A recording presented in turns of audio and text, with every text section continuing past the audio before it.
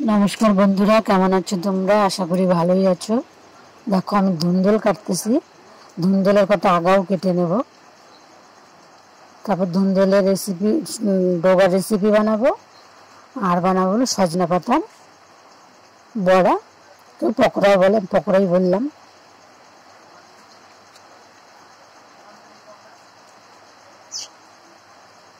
ধুন্দুলের আগা, সজনা পাতা পেরে নিয়ে আসছি, এগুলো এখন বেছে নিব ভালো করে।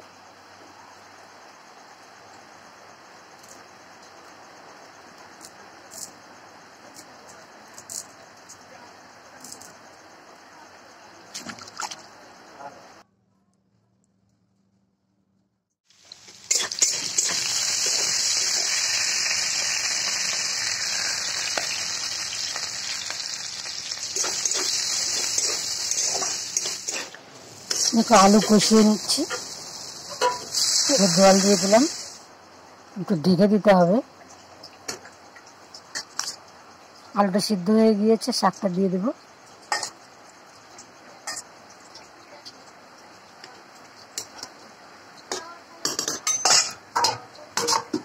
ঢেকে দিলাম। এবার সজনা পাতাটা কেটেও নিয়েছি, দেখো তার মধ্যে দিয়েছি বেসন, কর্নফ্লাওয়ার, লবণ, হলুদ গুঁড়ো, লঙ্কা কুচি, রসুন কুচি, পেঁয়াজ কুচি, সঙ্গে নিয়েছি একটু সুজি।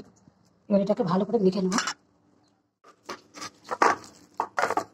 ভালো করে মেখে নিয়েছি, এবার পকোড়াটা বানিয়ে নেব। দেখি শাকটা কত দূর হবে।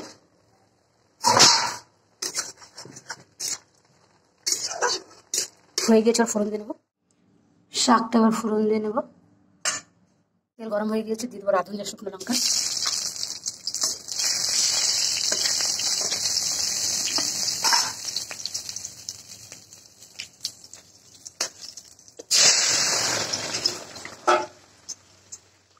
পকোড়াগুলো বানিয়ে নেব।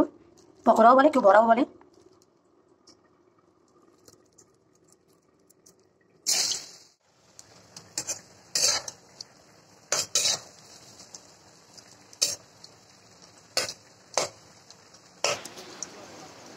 আমার দুটো রেসিপি হয়ে গিয়েছে বন্ধুরা। দেখো এখানে ধুন্দুলের ডোগা রেসিপি, এখানে আছে পকোড়াগুলো। তো আমার এই দুটো রেসিপি তোমাদের কেমন লাগলো? ভালো লাগলে লাইক, কমেন্ট, শেয়ার করো। আমার চ্যানেলটিকে সাবস্ক্রাইব করে দিও। ভিডিওটা এখানেই শেষ করলাম। তোমরা ভালো থেকো, সুস্থ।